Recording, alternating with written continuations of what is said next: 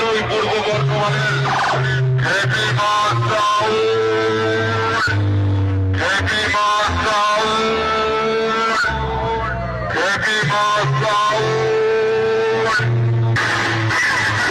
খেপি মাছ চাউল হলো এখনকার সেরা।